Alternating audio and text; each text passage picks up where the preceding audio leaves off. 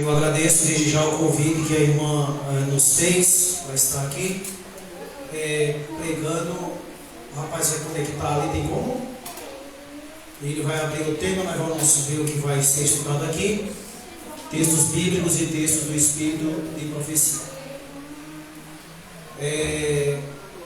Enquanto ele abre ali, que ele conectou ali no computador, o título da mensagem que nós iremos viajar por ela nessa manhã é os 3 tipos de lar, ou seja, o que ele viu no teu palácio, na tua casa. O que foi visto, ou o que estão vendo em nossa casa, ou em nosso palácio. Nós vamos tentar estudar esse assunto. Eu creio que vai dar certo em nome de Jesus. Amém. Para que a gente possa entender isso aqui. Desde já eu já convido você a abrir sua Bíblia no livro de Isaías, capítulo 38. Isaías, capítulo 38. Já apareceu, a Bíblia que está aqui já apareceu. Qual é o tema que está aparecendo ali na tela? O que eles viram em seu palácio? A pergunta é: onde é o seu palácio? Aonde é o seu palácio, irmãos? É a sua casa. Meu palácio é a minha casa. É ali. Então, esse é o título da mensagem que nós iremos estudar. Eu creio que ele está gravando ali, né, irmão? Está gravando, não é? Deus abençoe os irmãos que terão o privilégio de nos acompanhar aqui direto da igreja da Coab de Bezerros. Hoje fez 8 dias, nós estávamos no distrito de Casa Amarela, ali no Recife, pregando a palavra de Deus. Hoje estou aqui pela graça de Deus. Eu vou ver se eu consigo ler dessa distância, senão eu vou me virar para aqui. Então, antes de... Esse é o primeiro lado. Dentro desse tema, nós vamos viajar para dentro de 3 lares e ver com qual deles mais nós adequamos. Mas eu queria convidar você nesse momento a fechar seus olhos, da maneira como você está, para que a gente possa então pedir a Deus entendimento para entender aquilo que Ele vai nos ensinar. Amém? Querido Deus, o Seu nome foi louvado, Senhor Deus, desde que essa igreja foi aberta, eu creio. Amém. Muito obrigado pela oportunidade que nós temos de ter livre acesso à Tua mensagem, à Tua palavra, Senhor. O Evangelho está sendo pregado. Pedimos a bênção do Senhor sobre esta mensagem, Senhor. Também sobre a transmissão. Talvez tenha pessoas acompanhando lá no seu trabalho, lá no seu escritório, não sei. Talvez num momento não tão agradável, mas que eles sejam abençoados pelas maravilhas que nós aprendemos aqui, através também das advertências. Repreenda os poderes do diabo, e que o Teu nome, Senhor Deus, e o Teu poder seja manifestado entre nós, em nome de Jesus. Amém. Amém. O texto que vai aparecer aqui, querido, eu não consigo ler ali, é muito longe, portanto vou ter que me virar aqui, certo? Eu creio que se eu não estou vendo, também vocês não vão estar vendo, tá? Por isso que eu pedi que vocês abrissem a Bíblia de vocês no livro de Isaías, capítulo 38. E nós vamos ler do verso 1 ao 8. O texto que aparece ali, ele aparece na versão de Bíblia NVT. Eu vou só olhar para lá e ler, certo? O texto diz assim: por esse tempo, quem foi que ficou doente? O rei Ezequias ficou doente, está dizendo ali o verso. Por esse tempo, Ezequias ficou doente e estava para quê, querido? Para morrer. O profeta Isaías, filho de Amós, foi visitá-lo e transmitiu-lhe a seguinte mensagem. Assim diz quem? O Senhor. Agora olha o que o Senhor está dizendo. Ponha as suas coisas, diz aquela versão. Mas a maioria de vocês diz: põe a sua casa em ordem. Há outras versões que diz: põe a sua vida, bem raro, em ordem, porque você vai... Olha lá qual é a mensagem, irmão. Porque você vai morrer. Não se, querido, se recuperará dessa doença. Foi boa essa visita de Isaías na casa desse homem? Você gostaria de uma visita dessa? Você gostaria de uma visita dessa? Alguém chegar na sua casa e dizer: sabe o que eu vim fazer aqui? Transmitir um recado de que você vai morrer. Cuida aí em ajeitar suas coisas, sua família, porque você vai morrer. O que você faria? Depois de ouvir isso, o que você faria? Essa é a pergunta para cada um de nós. Ninguém quer receber uma visita dessa, não é verdade? Eu não sei se nós vamos ter o tempo de receber essa visita, mas todos nós aqui, Jesus vai voltar, vai morrer, irmão. Que você queira ou não. Aliás, todo dia nós morremos um pouquinho, não é verdade? Eu olho para essas crianças brincando no piso dessa igreja e digo, meu Deus, um dia eu já fui desse jeito. Eu estou aqui ficando só o mulão, não é? Como diz o Ricardo. Mas o texto está dizendo ali, põe em ordem a sua vida, porque você vai morrer, a sua casa. Organize. Segundo o texto que nós lemos aqui, irmão, o que você entende? Por que Deus manda ele colocar ordem em sua casa? O que está errado ou o que está troncho aqui na vida do rei Ezequias? Nós vamos entender algumas coisas, irmãos. Todo rei, quando ele estava próximo de morrer ou antes, qual era a primeira preocupação dele? Um sucessor. Aqui não tinha nenhum, até porque ele não tinha filho, pelo que se entende.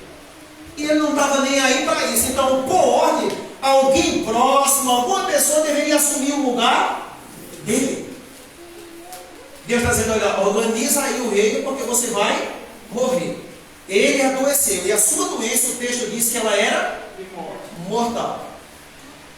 Uma outra coisa interessante é que o texto profeta, ou Deus não está mandando dizer a ele, põe em ordem o seu reino. Está dizendo isso? O que era para pôr em ordem?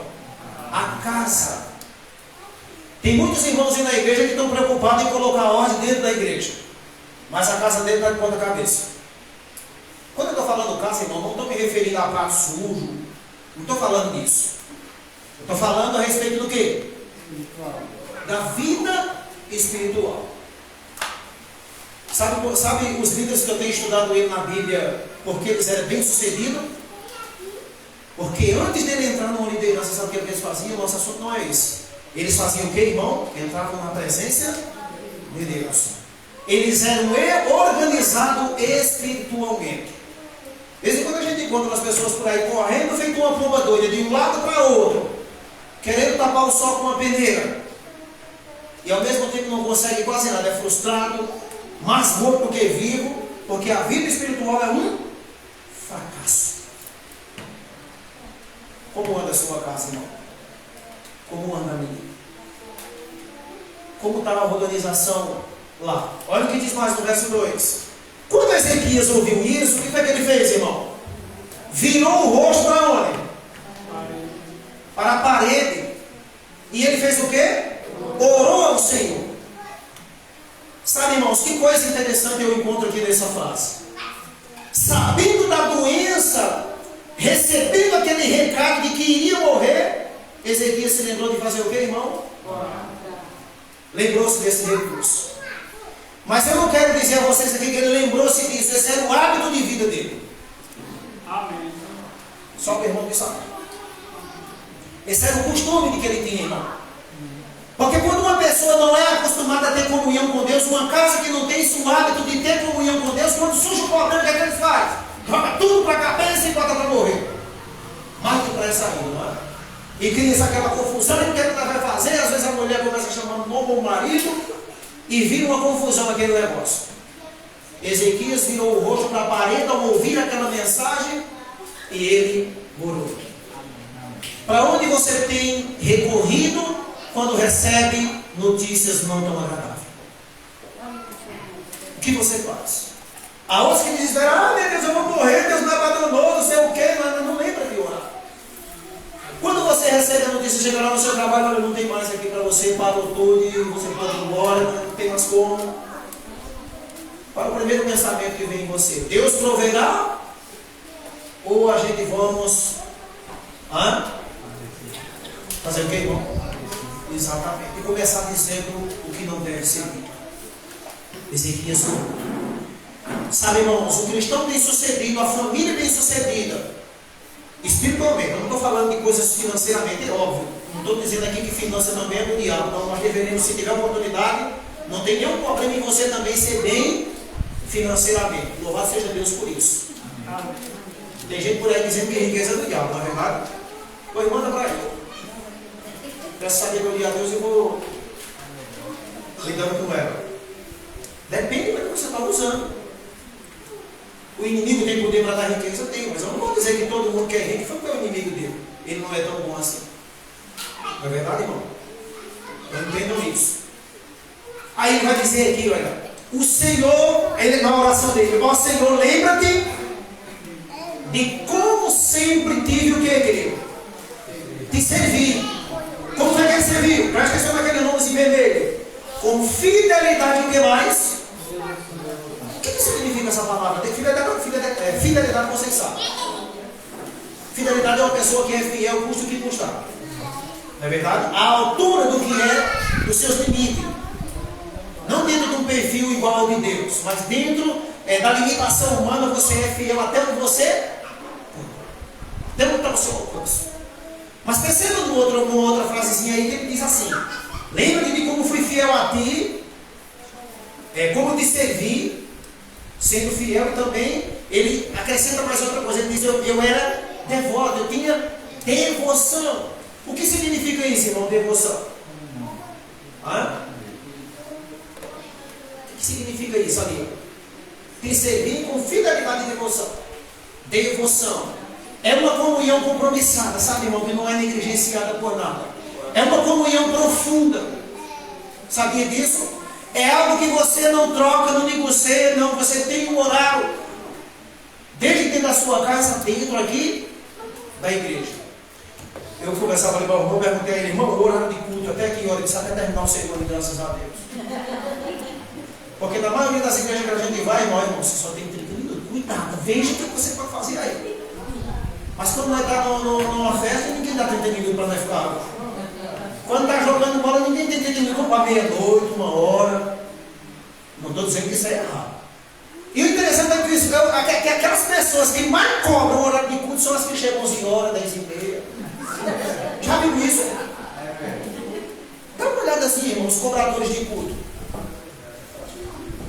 Ele chega 9h40, às vezes tem deles que chega quando ele senta na boca do pregador, já deu 3, 4 vezes para o seu irmão. E ele diz: não, ele não passou do culto, eu vou mais nada para aquela pregação. O que você está vindo ver? Devoção, irmão. Na presença de Deus nós não temos tanta pressa. Há outros que dizem assim: o sábado eu disse, eu pedi para dormir, durma.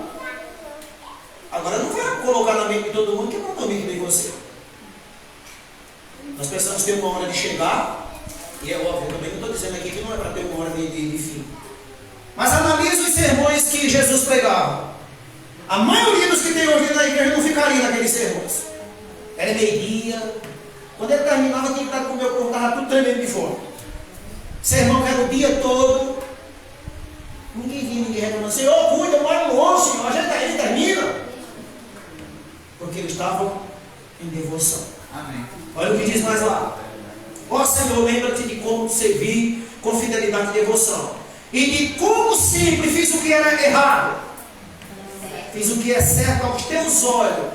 Depois o rei fez o que, irmão? Depois dessa oração, chorou amargamente. Você sabe o que é um choro amargo, irmãos? Alguém aqui já chorou amargamente? É bom, irmão? É terrível, irmão. A amargura é um choro diferente, sabia? A amargura do sofrimento, ou do peso, ou da dor que você está sentindo. O texto está dizendo: depois disso, o rei chorou amargamente. Mas sabe uma coisa? Eu não vou entrar em detalhe dessa oração, só vou citar. Sabe por que o rei chorou amargamente, irmão? Sabe do que era que esse rei estava com saudade? Senhor, para onde eu vou, lá não posso mais te louvar. Lá, Senhor Deus, eu nunca mais ouvirei falar de ti. A amargura dele e a dor dele era essa, porque ele disse: Senhor, eu não consigo. Como? Eu não me imagino viver sem o Senhor. Era assim que era o palácio de Ezequiel. E o seu? Ezequiel estava chorando aqui, não era por medo da morte, irmão. Estuda a oração dele toda. Não era por medo da morte que ele estava chorando. Era por saudade de Deus. E aí, irmãos? Se alguém dissesse para nós: põe em ordem a sua casa, você vai morrer. Qual era a primeira pensão? Meu Deus, meu carro, meus bens. Alguns, irmãos, não era todos, não. minha casinha, minha família, não sei o que. A primeira preocupação de alguns pudesse ser essa. Mas a preocupação de Ezequiel era, Senhor, ficar sem te adorar. Não consigo. Lá no mundo dos mortos ninguém te louva, Senhor. Só nenhum vem dali nem vai para lá. Aí veja o que diz, irmão. Verso 4. Então Isaías recebeu esta mensagem do Senhor. O Senhor agora ouviu a oração dele e mandou uma outra mensagem, irmão. Deus, ele muda o rumo às vezes de algumas coisas. Por causa do seu servo, Deus muda, irmão. Veja, Deus disse a ele, vá lá, que daí ele vai morrer, chegou a hora dele. Mas por causa de uma oração sincera, Deus disse, tá bom, já que está com tanta saudade de mim assim, tudo bem, você vai morrer agora. O que diz lá? Verso 5. Volte a Ezequias e diga-lhes, assim diz quem? O Deus de seus antepassados. Davi, ouvi a sua e vi suas lágrimas, e acrescentarei quantos anos na tua vida? 15 anos. Talvez se eu tivesse dado ele e disse, Senhor, vamos 50. Se sincero, 15 anos você vai passar ligeiro. Mas Deus sabia que 15 anos era suficiente. Eu ouvi a sua oração. Será que Deus ouviu a tua oração hoje pela manhã? Será que Deus ouviu a tua oração angustiosa? Ele orou de que forma? Ele chorou de que forma? Amargura. Essa oração dele, irmão, foi cheia de amargura. Por quê? Em que sentido? Não quero viver distante do céu. Deus tem vindo, irmão. Deus tem ouvido e prestado atenção. Orações subindo da casa dos servos de Deus até o céu. Amém. Isso deve acontecer. Lembre-se, irmãos. Por causa de uma oração, a rota de Deus foi mudada. 15 anos. E a casa. Quanto tempo você precisa? Depois vai dizer no verso 6. E além de dar 15 anos, o que ele promete a ele? Livrarei você e esta cidade do rei da onde? Da Síria. Sim, defenderei esta cidade. Tem uma promessa. Deus está prometendo, sabe o que, Ezequiel? Vai haver paz e proteção e livramento no seu reino. Olha que coisa poderosa, irmãos. Aquele homem amava a Deus e ele tinha preocupação também com o seu rei. Ele sabia que também não tinha gente preparada adequadamente para então o seu. Embora nesses 15 anos nasceu um muito maligno, foi o filho dele. E é ele quem termina matando o profeta Isaías. Você sabe por que foi que ele matou o profeta Isaías? Você sabe por que foi que o filho de Ezequiel matou o profeta Isaías? Porque ele não gostava do que ele pregava. E ele cresceu ali de várias vezes. Um dia meu pai morre. E no dia que eu assumi esse trono, acabou você. E matou. Sem rolo, ao meio. Agora imagina que surpresa para Isaías chegar no céu e ver quem lá? Manassés. Vem aqui, Manassés. Vai aqui. Manassés vai simplesmente dizer: e se abraçar. Amém. Sem falar que o peso de glória é tão grande no céu que Isaías não vai nem querer saber que ele foi cerrado pelo meio. Lá não é lugar de não ir levar trauma. O Senhor está aqui, mas eu estou lembrado que você me fez na terra. Essas coisas não vão acontecer lá, graças a Deus. Amém. Porque se acontecesse, não é verdade, irmãos? Aí veja o que diz no verso 7. E este é um sinal, e aí o Senhor Deus dá um sinal do Senhor, que cumprirá o que prometeu. Verso 8. Farei que a sombra do sol faça o que, irmão? Recuar 10 graus no relógio do sol e a casa. E então a sombra do relógio fez o que do sol? Ela recuou ali, então, da mesma maneira como a Deus fez. Foi um grande milagre esse ou não foi? Foi. Muito grande, não foi? Agora, veja o que diz segundo as Crônicas, capítulo ali, já não consigo ler daqui, ficou rasgando a letra. Lá no céu, que bom que eu não vou precisar mais usar isso aqui. Essas letras. Aí tem gente que ainda, tomara que eu não chegue a esse ponto, mas tem um que ainda precisa daquele. A gente vê bem naquela luva, né? Tomara que eu não chegue a usar a luva, mas precisar eu uso. Não é que a gente usa. Agora veja o que diz lá. Depois desse grande e extraordinário milagre, alguém que estava muito longe fez o que, irmãos? Presenciaram. Talvez você note alguma diferença no que você está lendo lá por causa da versão de Bíblia. É NVT, nova versão transformadora. Sua linguagem de Bíblia é muito boa. Aí o que acontece? No entanto, quando chegaram representantes de onde, irmãos? Da Babilônia. Para fazer o quê? Para perguntar sobre os acontecimentos extraordinários que haviam então ocorrido na terra de quem? Interessante que não diz na terra de Israel, essa versão na terra de Deus. E o que foi que aconteceu na terra? Deus fez o que, irmão? Se afastou, perdão, está dizendo na terra. Então, quando aconteceu isso, Deus se afastou de quem? Com objetivo. Para quê, irmão? Para testar. E ver o que havia onde? Lá dentro do seu coraçãozinho. Você acha que isso não acontece hoje, irmãos? Deus curou, fez promessa de livramento, mas aí agora, quando chegou os embaixadores de longe, de Babilônia, e eles vieram para fazer o quê? Ali era uma oportunidade que Deus estava querendo para Ezequiel fazer o quê, irmãos? Testemunhar, pregar, contar para aquelas pessoas a respeito de quem? Do Deus de Israel. Você sabia que foi exatamente por causa de Ezequiel que Daniel e os amigos dele tiveram tanta dificuldade dentro de Babilônia para pregar o Evangelho? Você sabia disso? Porque quem primeiro chega ali é eles. E o que acontece? Eles vão até a terra do povo de Deus, até a terra desse rei. E o rei vem falar de Deus, contar do milagre. E perceba, o texto diz que Deus se afastou. Irmão, se afastou aqui não é que Deus abandonou ele. Não, é que Deus deixou ele de livre e espontânea vontade para ver qual seria a sua reação. É como, por exemplo, chegou uma pessoa aqui para perguntar algumas coisas que você sabe que essa criança pode resolver. Você diz, eu vou ficar ali dentro, vou deixar para ver o que meu filho ou minha filha vai fazer. Deixa ele à vontade para ver qual vai ser a reação dele. Foi mais ou menos assim que aconteceu com Ezequiel. Agora, olha o que acontece.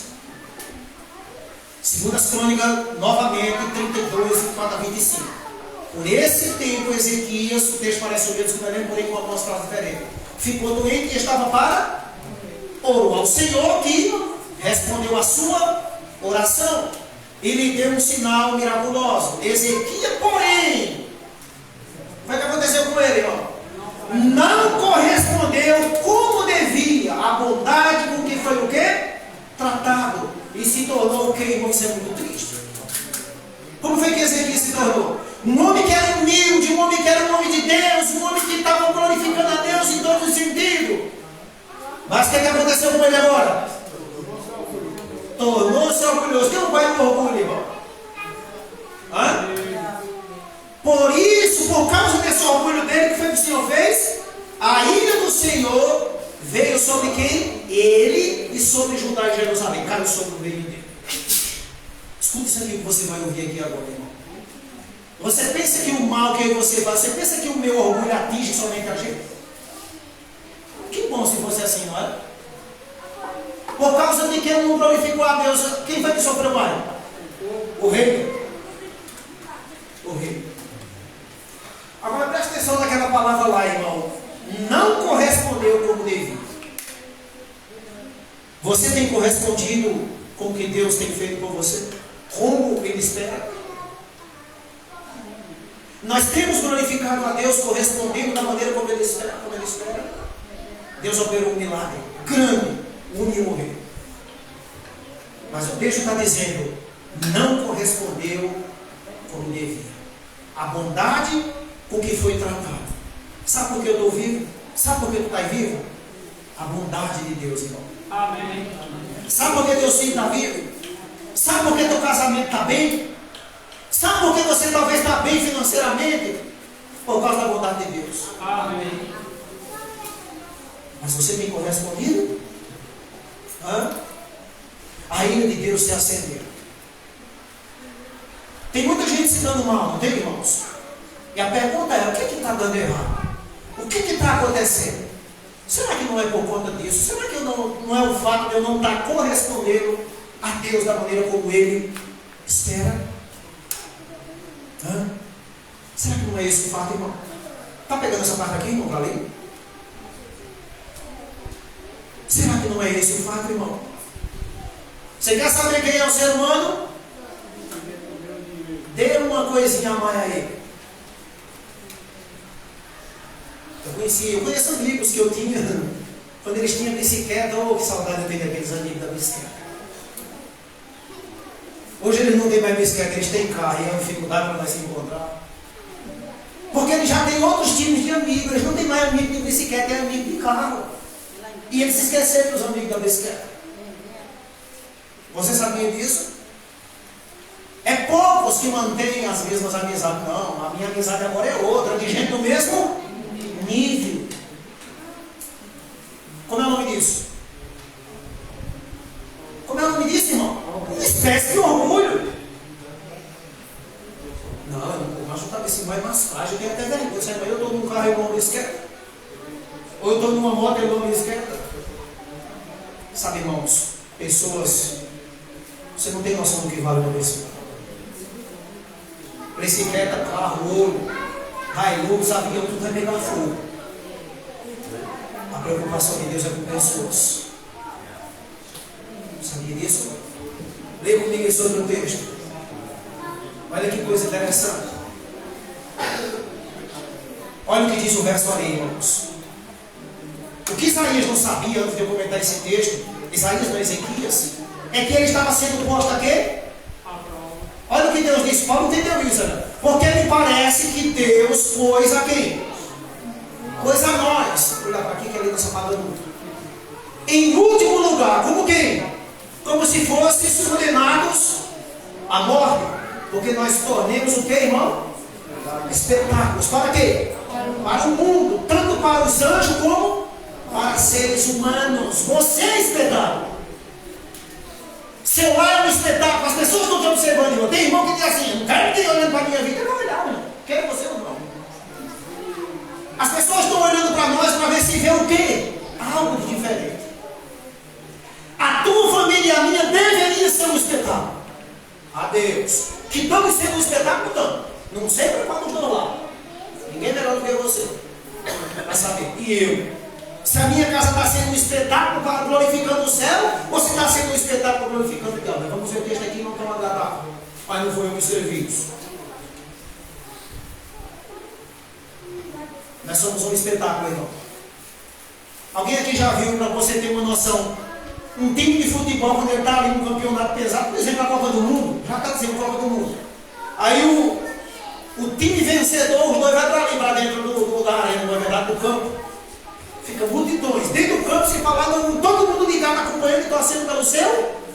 Então aquele futebol, aquele lugar ali tornou-se um espetáculo para o mundo inteiro. Você e eu somos um espetáculo. Sua família é um espetáculo. A pergunta é: como anda a minha casa, irmão? Como anda a minha família? Minha família está sendo um espetáculo glorificando a Deus? Ou o inimigo está zombando de Deus por minha causa? Paulo disse: nós, parece que nós fomos colocados como os últimos. Sabe, irmão, o inimigo está tirando proveito das famílias e hoje não vai ser. Existem irmãos na igreja que para ele mentir é normal. Para quem você está sendo espetáculo mentindo? Para quem minha família é espetáculo mentindo? Para Deus? Hã? Nada, que mais mesmo. Quem dera que fosse, irmão. Quem dera que só fosse isso. Quem é o pai da mentira? João 8,44 diz: o que há é o pai da mentira. Queridos, isso é muito sério, irmão. Quando eu estava estudando essa mensagem, ela foi pregada lá no Santo Antônio, porém eu já fiz alguns aperfeiçoamentos, mudando algumas coisas. Isso é sério, irmão. Isso é muito sério. É a misericórdia de Deus que está nos colocando. Um dia eu sou um espetáculo glorificando a Deus, outro dia eu sou um espetáculo difamando a Deus. Talvez você não precise abrir a boca para difamar a Deus, não. Sabe como é que eu difamo a Deus? Vivendo o contrário do que Ele manda.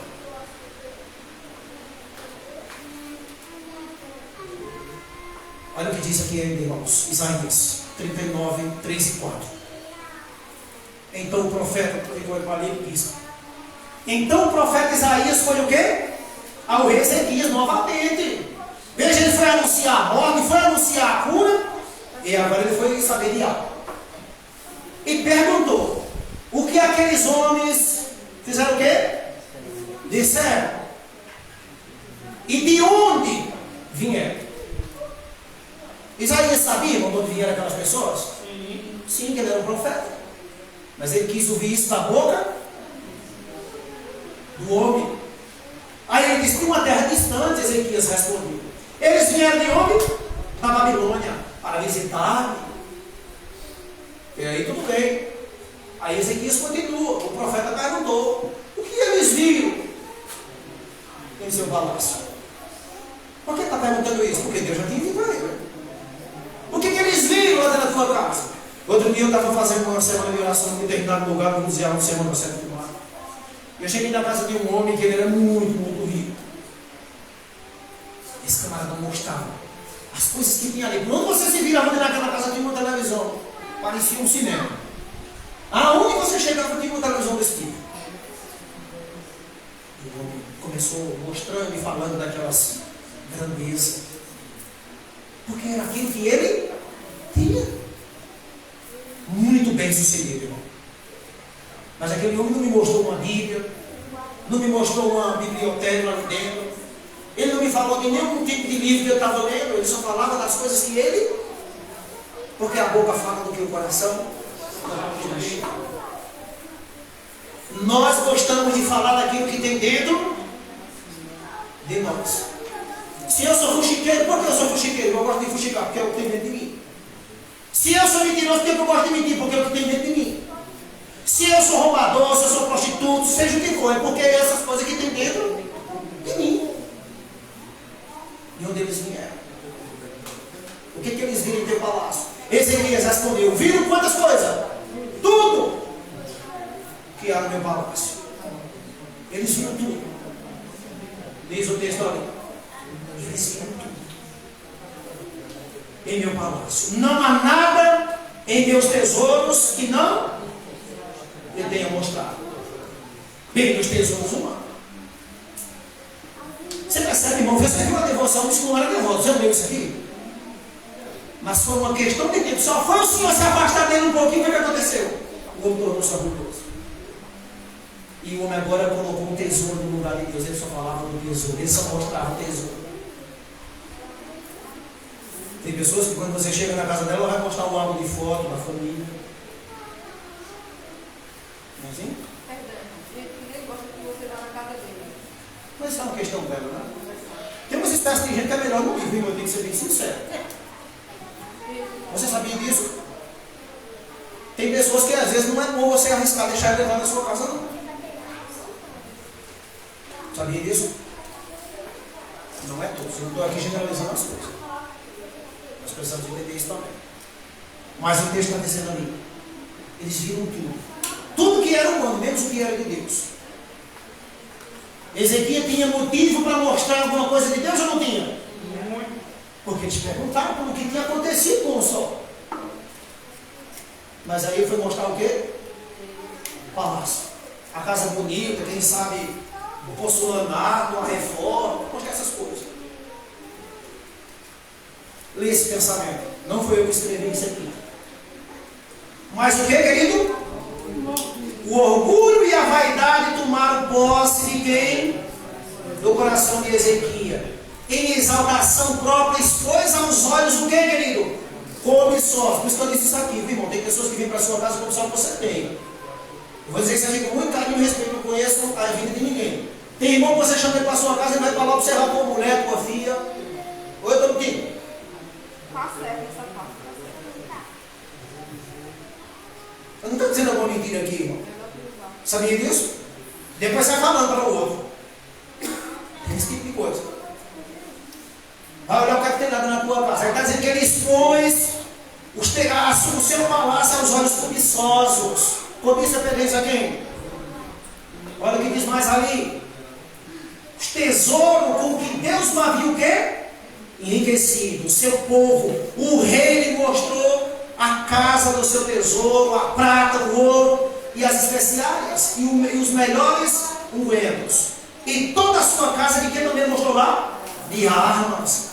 Ele não sabia que estava expondo isso a quem? No momento ele se esqueceu. E tudo quanto se achará no seu tesouro, coisa nenhuma, foi o texto que nós lemos ali, ele não deixou escondido que não mostrasse. Aí o texto vermelho ali diz assim: não foi para glorificar a quem? Que ele assim procedeu. Não é forte isso? O texto está aí. Profetas e Reis, se eu não estou enganado. Não foi para louvor a Deus que ele fez isso, mas para louvor a quem? A ele próprio. Foi para exaltação própria. Olha o que diz mais. Mas para exaltar-se aos olhos de quem? Os príncipes estrangeiros.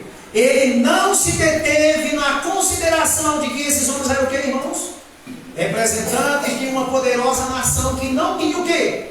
O temor nem o amor a quem? De Deus no coração. E que era uma imprudência fazê-los em seus quê? Então não está percebendo, irmão. Não percebeu essas coisas. Cuidado com o que você está expondo ao inimigo pensando que é teu amigo. Ezequiel estava pensando que aqueles homens que vieram ali, exaltá-lo, cuidar dele. Eles vieram ali observar a coisa. Dá uma adiantada aqui por causa do horário. Segundo lá. Antes de eu entrar nesse segundo lá, eu quero explicar uma coisa para vocês. Esse primeiro lá glorificou a Deus? Qual que é o seu primeiro? Esse primeiro lá que nós vimos glorificou a Deus? Por um tempo, sim. Depois, assim como tem muitos, né, muitos crentes que quando começa bom, no meio fica mal e no fim, às vezes nem se recupera mais. Segundo lá, qual é ele? Vamos lá. É o lá de Abraão, capítulo 18, verso 17 a 19. E diz o Senhor: ocultarei eu alguma coisa a Abraão?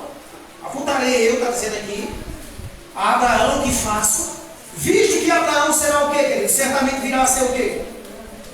Uma grande e poderosa nação. Abraão, a nação de Abraão era fraca?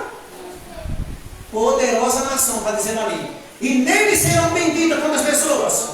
Todas as nações da terra. Nós somos herança de quem? Nós somos descendentes de quem? Nós somos fortes ou fracos? Só algumas pessoas dizem, né?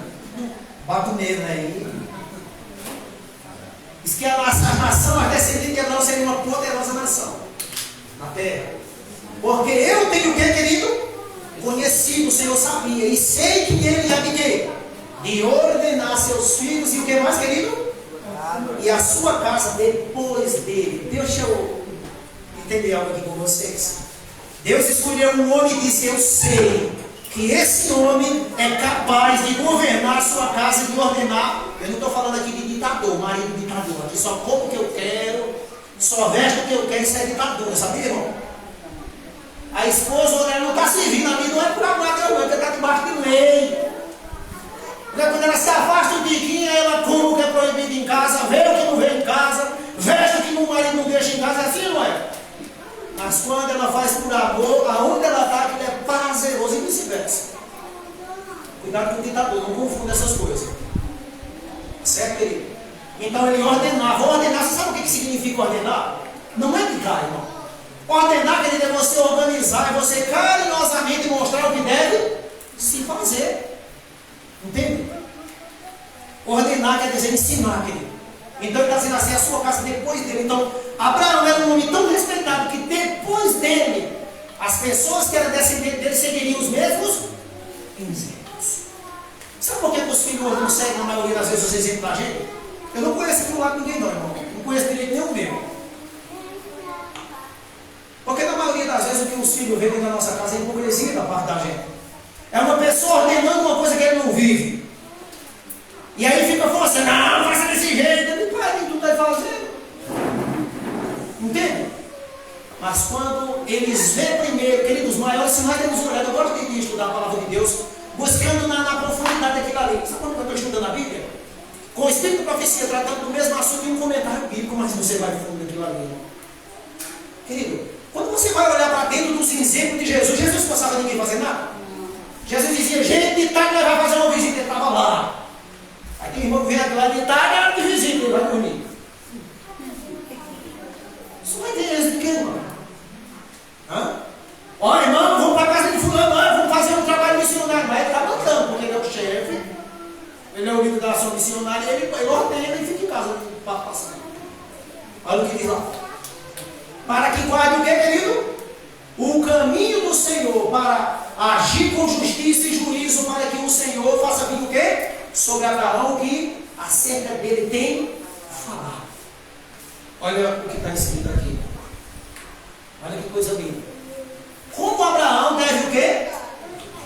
Os pais ordenar suas casas depois deles. Que a obediência, a autoridade paterna seja o quê? Ensinada e imposta. Não no sentido de rigidez, irmão. Não é nesse sentido que está ensinando. Imposta quer dizer, você, por exemplo, uma criança, você vai deixar o que ela. Criança você sabe como é. Como o primeiro o que, querido?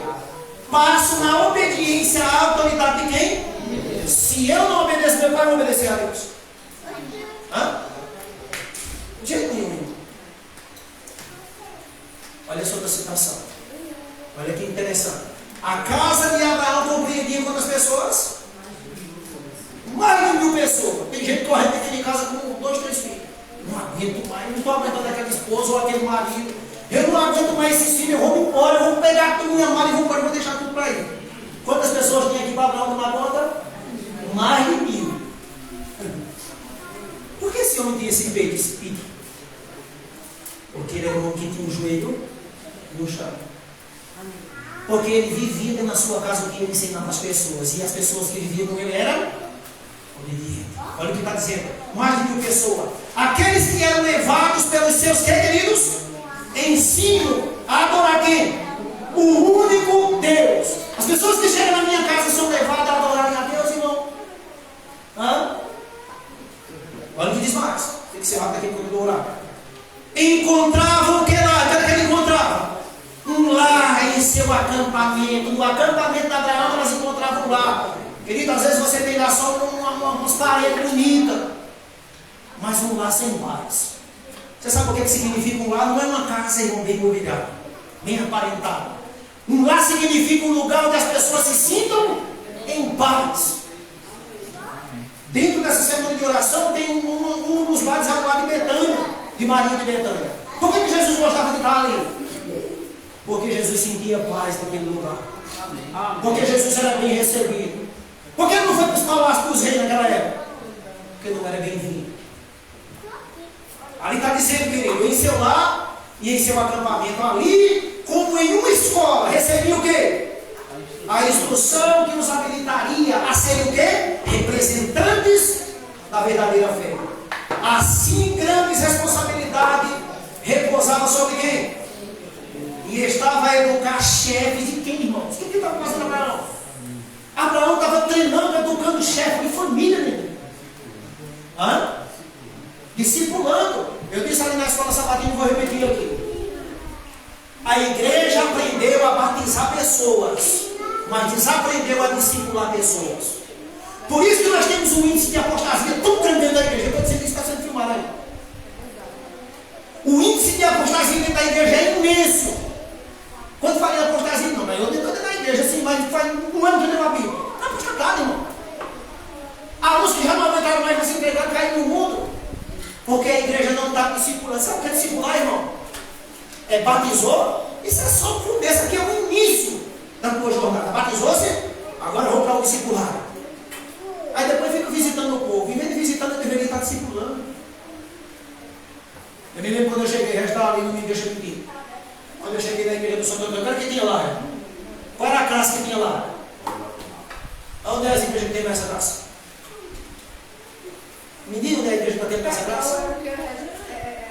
Classe do pós-batismal, ou seja, quando chegava ali a gente ia estudar tudo, carinhosamente, bem devagarzinho. Quer Espírito Santo, quer batismo, quer pirana, assim não é? Como era o município que acontecia naquela época? Você batizava 10, saía 2. Hoje tu batiza 10, vai 15 por fora. É uma rasca do outro. Abraão está vendo cá o que, querido? Chefes de famílias. Em seus métodos de quê? De governo seriam o quê? Levados para as casas a que eles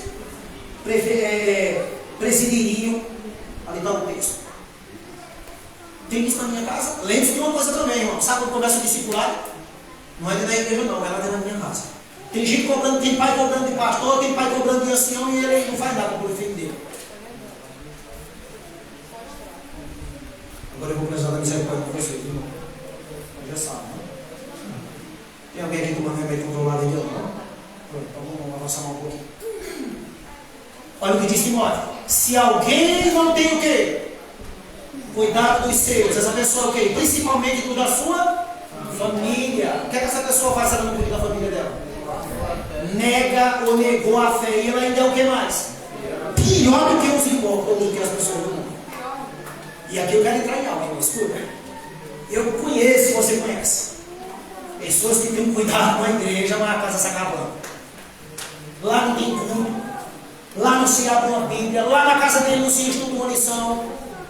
Aí tá aqui, vamos, não sei o quê, tá fazendo essa moderação, ele vai fazer o evangelismo, e nós vamos fazer não sei quantas visitas que ele morto, que um sapo correndo na enchente. Tudo isso aqui Deus não está vendo? Eu não conheço a intimidade de vocês aqui, nem vocês aqui. Estou dizendo que essa é a situação. Pelos teus frutos, por que eu não tenho vontade de vir para a igreja? Por que eu fico reclamando quando o culto passa? Porque as coisas de Deus aos poucos estão perdendo o quê? Eu não vou deixar a minha mulher fazer uma comida que eu não gosto dela em casa. Eu vou sempre procurar levar ela a fazer o quê? Uma comida que eu gosto. Entende isso, irmão? Olha o que diz mais aqui. Salmo 101, verso de 1 a 3. Olha que coisa interessante diz ali, irmão. Seguirei com inteligência aonde? No meu caminho reto. No caminho reto. Quando virás a mim? Está perguntando Davi. Andarei aonde, querido? Em minha casa. Com o quê? Andarei em minha casa. Andar na igreja com o coração sincero não é fácil. Aqui não esconde um bocado de coisa uns dos outros. Mas andar com sinceridade dentro de casa aí é outra história, é outro tema. Sabia disso? E é lá que Deus está olhando e escolhendo quem é o dele. Verso 3. Não porei o que, querido? Não porei coisa má diante dos meus olhos. Aborreço as ações, preste atenção nessa palavra, daqueles que se desviam de onde? Daqueles que se desviam. Nada disso me apegará. Sabe, querido, você tem que ser um crente que aborrece não as pessoas, está falando das ações. Íntimo. Eu preciso ter repúdio disso. Sabia? Você é meu amigo, irmão. Agora essa sua ação não condiz. De jeito nenhum. Davi está dizendo, quando virás a mim, Senhor, na minha casa eu quero andar com sinceridade, na minha casa. Quando eu me preocupar em andar na minha casa com sinceridade na igreja, vai ser fácil ou difícil? Fácil. Fácil. E aqui nós vamos entrar no terceiro tema. Agora, peraí, antes de nós entrarmos no terceiro e último, esse lá de Abraão glorificou a Deus? Sim. Abraão está tranquilo. E até hoje seu exemplo continua. Olha o que diz aqui, irmãos. Vamos a esse outro lado. De quem será? Deixa eu só voltar aqui. A casa de quem? Quem é esse irmão? Vocês conhecem dele ou lembram dele na Bíblia? Quem lembra dessa casa aí? Vamos lá, vamos aprender ele, né? Isso é um pai de família. Olha o lado desse homem, de que jeito é. Primeiro vamos ver aqui. 1 Reis, capítulo 19, verso do 15 ao 16. Então o Senhor disse a quem? A Elias: vá, volte ao seu caminho, para o deserto de Damasco. Chegando lá, unja quem? Azael como rei da Síria. Nós entendemos assim aqui, irmãos. Aonde Elias estava quando ele faz isso aqui? Numa caverna escondido, fugindo de Jezabel. Não é verdade? E ele disse: Senhor, mata, me pediu para morrer, só escapou eu do profeta, e eu estou querendo matar, eu estou aqui porque eu estou com medo, o povo está querendo acabar comigo. Deus disse o que a ele? Volta. Vai lá para a missão. Quando tu chegar em Damasco, deveria fazer o quê? Ungir Azael como rei da Síria. Olha a missão que ele tinha, ungir um rei. Continua. Unja também quem? Gera, filho de Nis, está dizendo ali, né? Como rei de Israel, 12 reis. E seu filho, e Eliseu, filho de quem? De Safate, profeta em teu lugar. Elias sabia disso? Deixa eu te perguntar aqui, irmão. Elias sabia que tinha esse profeta sendo treinado no lugar dele? Porque ele disse assim: não tem ninguém, só eu fiquei. Deus disse: não. Tem 12 reis, e vai lá na casa de Safate. Lá tem um profeta, alguém que está sendo treinado, e ele está sendo treinado para ficar aonde? Lá tem um lugar. Amém. Amém, igreja? Amém. Olha o que tinha na casa do Safate. Um profeta. Para que tu está criando filho, irmão? Vai ocupar o lugar de quem aqui na igreja? Quem sabe você está criando um pastor? Quem sabe você está educando um cantor gospel aqui? Uma mulher que vai ser uma moça que vai ser esposa de um pastor? Mas que educação está sendo recebida? Ou apenas criando para o mundo, né? Opa! Ou apenas criando para o mundo. É, exatamente. Frequentador de igreja que vem na igreja, mas está no mundo, não tem nada a ver. Olha o que tinha na casa desse homem. E olha o que vai acontecer aqui, irmãos. Olha que coisa linda, irmão. Está no Espírito de Profecia. Lê esse texto com muita atenção. O pai de Eliseu, esse homem que era o Safate, era um rico ou pobre? Rico é uma pessoa ocupada, mas que fazenda. Mas a ocupação dele não impedia ele de servir a Deus e educar a sua casa. Rico fazendeiro. Um homem cuja família estava entre aqueles que em tipo de quê, irmão? De apostasia, quase universal. Por isso que Elias disse: não tem ninguém. Não tenha dobrado o seu joelho a quem? No tempo de uma apostasia nacional, tinha um lado de um homem que disse que a sua família não se prostrou perante os costumes pagão que estava no meio de Israel. Não se prostrou perante o diabo. Elias sabia disso, ele era profeta. Não, não sabia disso, ele disse: não tem ninguém. E Deus disse: eu não só tenho Safate, mas eu tenho 7.000. Não se prostraram diante do diabo. Baal que é o diabo, sabia? Mas os pés do demônio, viu? Olha o que diz mais: o seu lar era o que, querido? Esses, onde Deus era o quê? O lar desse homem era desse tipo de lar onde Deus era honrado, e o meu e o teu. Amém. E o meu e o teu, querido? Deus é honrado lá? Hã? Você já quando eu estou estudando isso assim, que lá, uma pergunta aí, o teu, irmão? E o teu que está acompanhando pela internet? Porque, querido, não adianta ficar, esse homem é só nossa garantida. Esse homem cumpriu a missão dele, preparou um profeta para o Senhor, temeu a Deus no meio de uma apostasia nacional, ele temeu a Deus. Morreu, terminou a missão dele. A pergunta é nós. É eu e você que estamos lendo essa história, como está o nosso lar. Deus é honrado na minha casa e na tua? Que tipo de música tem entrado lá? O que tem de acesso na internet quando tu está meia-noite acordado e a esposa dormir? Ou vice-versa? O que as tuas filhas, o teu filho está vendo meia-noite fora de hora na internet, irmão? Hã? O que nós andamos vendo? Hã? O que está sendo ouvido? O que Deus e o Senhor estão ouvindo, irmão? Saindo de dentro da minha casa. O que está ouvindo? Briga. Esposa amaldiçoando marido, marido amaldiçoando esposa, filho. Pai dizendo: isso vai ser uma prostituta, isso vai ser um ladrão. Tem pai fazendo isso. Deus está escutando aquilo ali, viu, irmão? Deus está escutando. Sabia disso? A palavra tem poder, ou você acha que não? Olha o que diz mais. E que a lealdade, o que mais tinha lá? A fé do antigo Israel era uma regra da vida diária. Se vir a Deus no sábado é bom, mas ali está dizendo que lá a fé era uma regra diária. Todo dia se tinha compromisso com o que era de Deus ali dentro, com a guarda dos mandamentos de Deus. Em tal lar, ou em tal ambiente, transcorreram o que, querido? Os primeiros anos da vida de quem?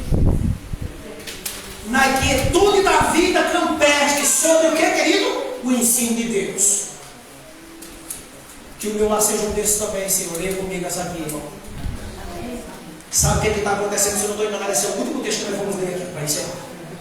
Sabe o que talvez esteja acontecendo com nossos lares? Eu vou citar o texto para que vocês. Eu estou esquecendo de citar os textos bíblicos aqui, né? Você talvez não esteja vendo. Juízes capítulo 16, verso 23 ao 27. Irmão, quando eu li isso aqui meditando, eu me espantei. Eu estava trabalhando na prefeitura quando Deus me abriu os olhos para prestar atenção nesse versículo. Olha o que diz o texto. Os governadores e os filisteus se reuniram para fazer o que, querido? Uma festa. Os governadores filisteus, os governantes, eles se reuniram para fazer uma grande festa. Está dizendo aqui. Deixa eu achar aqui.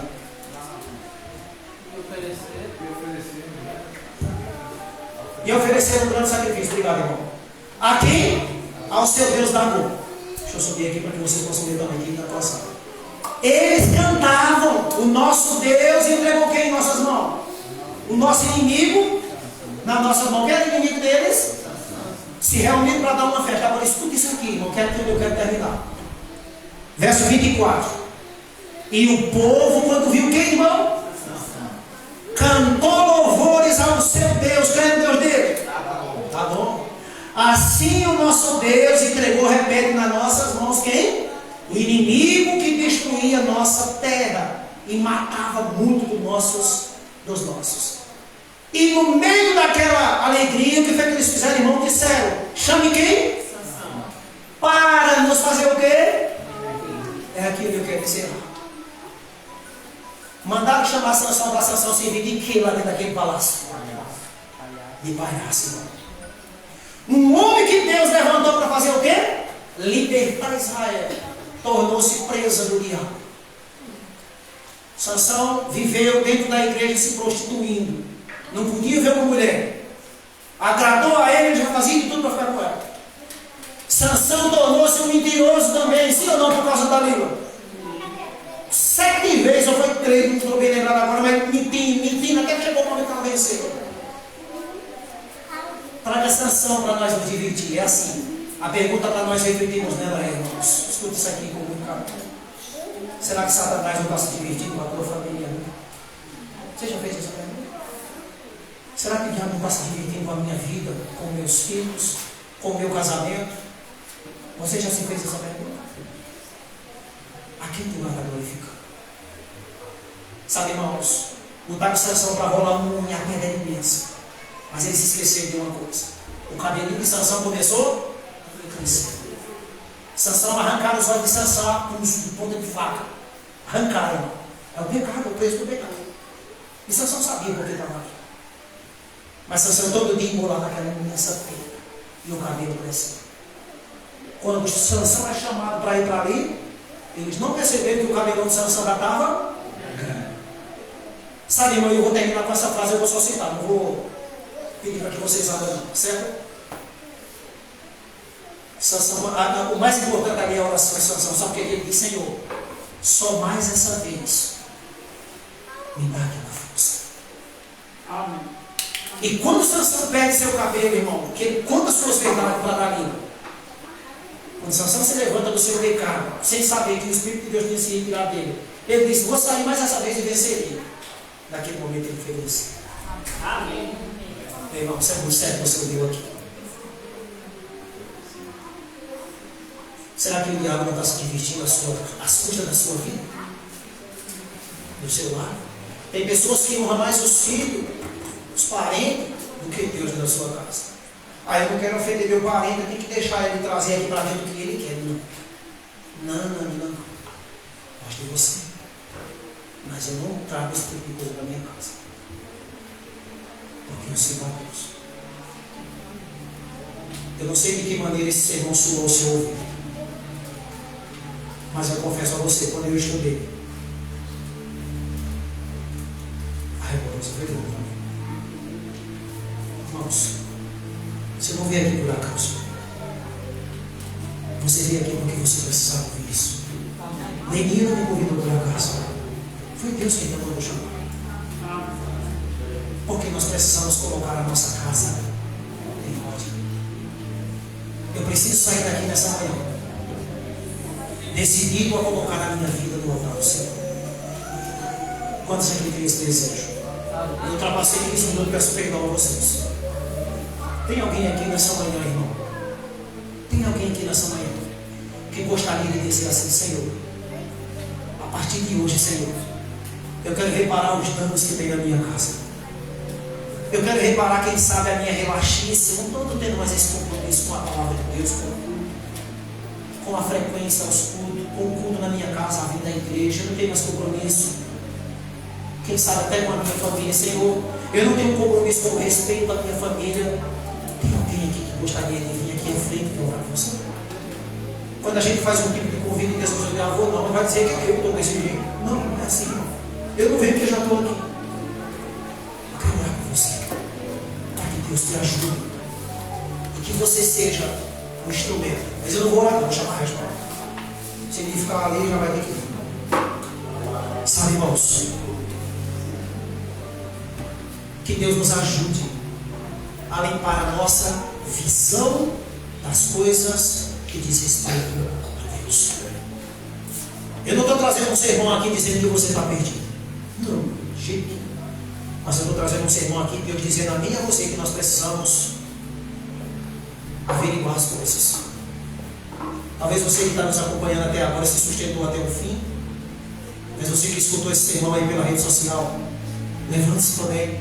Nós vamos se prostrar aqui. Deus tem uma promessa maravilhosa para cada um de nós. Deus é um Deus de amor, que Ele não diz assim: não tem mais jeito. Ele diz: põe ordem. Põe ordem. Eu não quero que você morra perdido. Eu não quero que você viva de todo jeito. Interessante é que Ele não diz: põe ordem na igreja, põe ordem na sua casa, põe ordem na vida dos outros. É fácil. Difícil é pôr ordem na vida. Eu vou me prostrar. Quem quiser ficar de pé, fique. Porque Deus também não.